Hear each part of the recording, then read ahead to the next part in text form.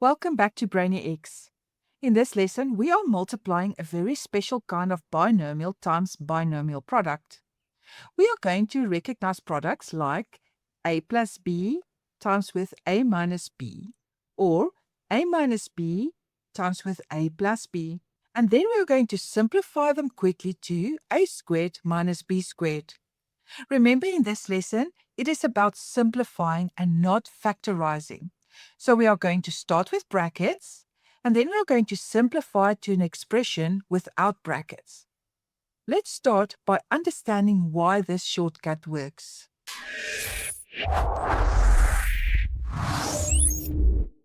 Let's look at the product a plus b times with a minus b. Now, this is a very important pattern. But notice that it can also be written the other way around as a minus b times with a plus b. Both forms are correct, and both will give exactly the same answer. In both cases, the two brackets contain the same terms, namely a and b.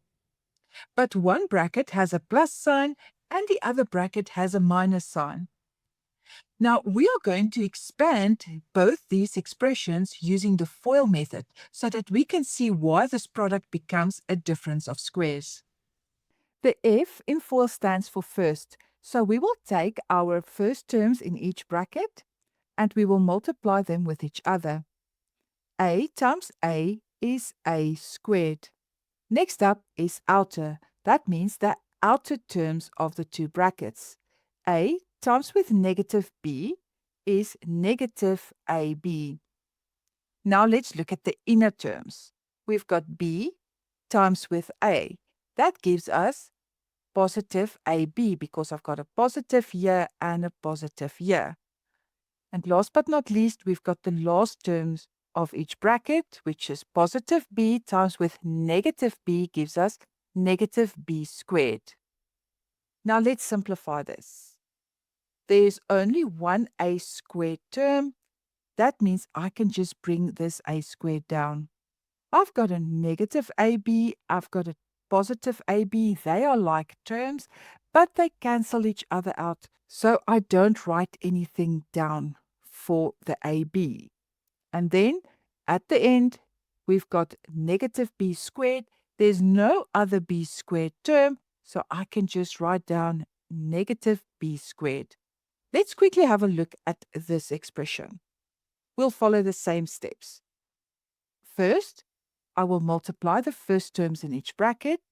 A times A gives us A squared. Next up are the outer terms. So it's A times with B gives us positive AB. Now let's look at the inner terms. Negative B times with positive A gives us negative AB. I will write them in alphabetical order. It just makes it easier when we sort the like terms together. And then let's look at the last terms. It's negative b times positive b gives us negative b squared. Now let's add the like terms together. I just have an a squared. There's no other a squared, so I just bring that down. Here I've got a positive ab and I've got a negative ab. They cancel each other out, so I don't write them down. And here I've got negative b squared. There's no other b squared, so I write that down. Can you see that with both these expressions, we got the answer of a squared minus b squared? That is why we can say that a plus b times with a minus b gives us a squared minus b squared. And the same with this a minus b times a plus b gives us a squared minus b squared. For you to recognize the pattern for the product that leads to the difference of squares, you need to check two things. First, the brackets must have the same two parts. Have a look at the examples here at the top. For each expression, the brackets have the same two parts. Second, one bracket must have a plus sign and the other bracket must have a minus sign. Now, what do you do next when those conditions are met? First, instead of using the FOIL method, you can use the shortcut. And that is by squaring the first part, squaring the second part, and then you add a minus between the squares. But let's do 3 examples where we do this step by step. For example 1, we must simplify the following expression, which is x plus 6 times with x minus 6. Now, before we multiply anything out using the FOIL method, let's quickly check if there is a pattern. First, does the brackets have the same 2 parts? Yes, they do, because we've got an x in both of them and a 6 in both of them. And the one bracket has a plus sign and the other bracket has a minus sign. So, this is exactly the pattern, which means that this product will lead to the difference of 2 squares. So we will use this shortcut. We will square the first part. Now, whenever I say we square something, that means that something is multiplied by itself. So if I square x, it means it will be x times x. I multiply it by itself. So I square the first part, which is x times with x. That gives us x squared. Remember, when I multiply, I keep my base the same and I add my exponents, which is 1 and 1. That's where I get the squared from. And I also square my second part, which is the 6 and the 6. That will give me 36. And then I just subtract. And there is my final answer. We can quickly check this by using the FOIL method. So let's do that quickly. I've got x times x, which will give me x squared. Outer is x times with negative 6, which gives me negative 6x. Now let's do the inners. Positive 6 times with x is positive 6x. And then last is positive 6 times with negative 6 is negative 36. Can you see that these two cancel each other out? Because we've got negative 6x plus 6x gives us 0x. So we don't write that down.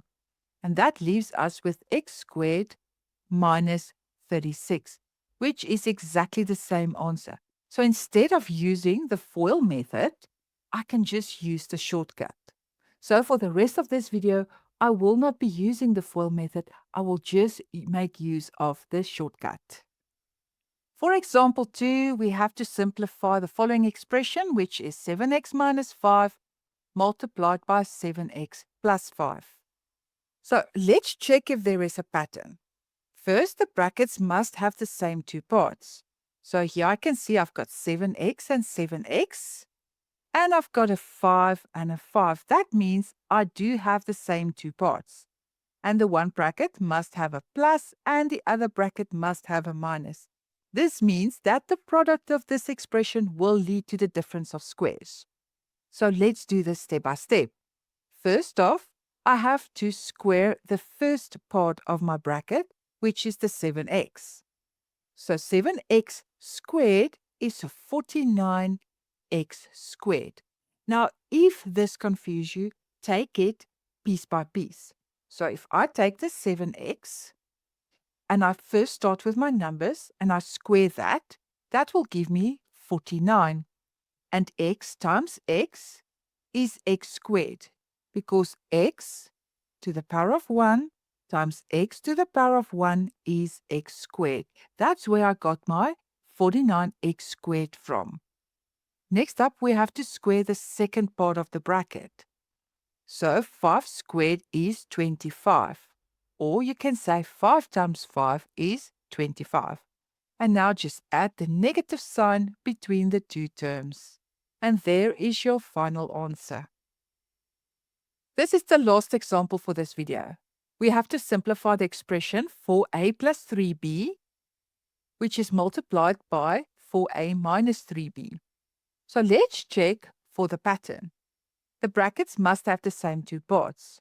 So I've got 4a and 4a, and I've got a 3b and a 3b. So yes, they do have the same 2 parts. And next up, they must have a plus sign and a minus sign. So this means that the product of this expression will lead to the difference of squares. So let's work out the answer. First up, let's square the first part of the bracket, which is 4a. That gives us 16a squared. And how did I get that?